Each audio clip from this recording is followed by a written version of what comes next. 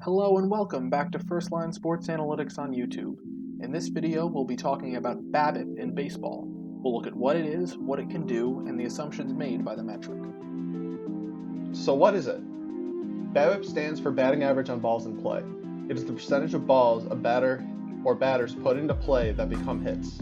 So as the name suggests, it is just a batting average, but only for balls hit into play, meaning it doesn't include at-bats that result in a strikeout, walk, hit by pitch, catcher interference call, sacrifice bunt, or home run. The equation is hits minus home runs, because they're never truly in play for the defense, divided by at-bats plus sacrifice flies, because those don't get scored as at-bats, minus strikeouts and home runs again. The equation is just calculating the hits off balls in play and dividing it by the number of times the ball was put in play.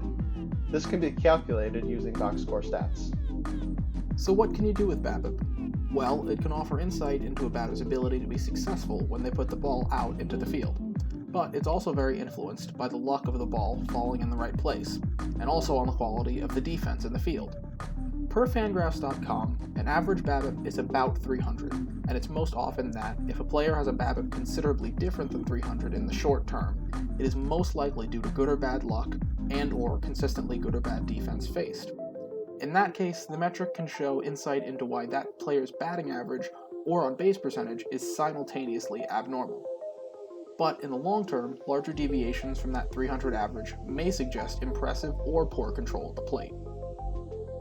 For pitchers, it can show insight into the part of the game of which they have very little control.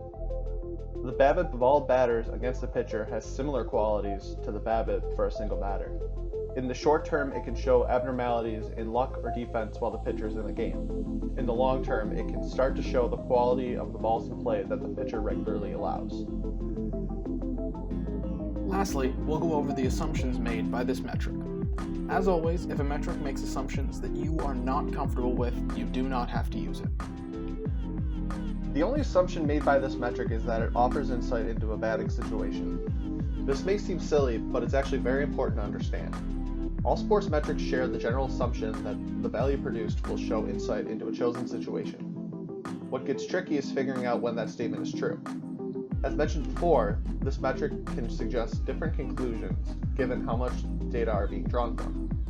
Fangraphs.com suggests that it takes approximately 800 balls in play to get a sense of a batter's real BAbip talent, and 2,000 balls in play from a pitcher's.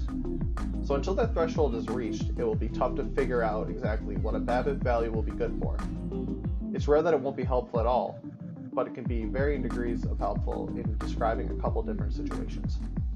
So, in summary, BAbip is the percentage of times that a ball in play results in a hit for a batter or group of batters. It can be used in the short term as an indicator of luck or defense in a given batting situation. In the long term, it can be an indicator of a batter's hitting control or a pitcher's ability at letting up batted balls in play. But figuring out what this metric is trying to tell you and when is crucial in deciding whether to listen to it. Thanks for watching. We sincerely hope you learned something from and enjoyed this video. Let us know what you thought in the comments below, subscribe to support our channel, and hit the bell to keep up with our content. Thanks!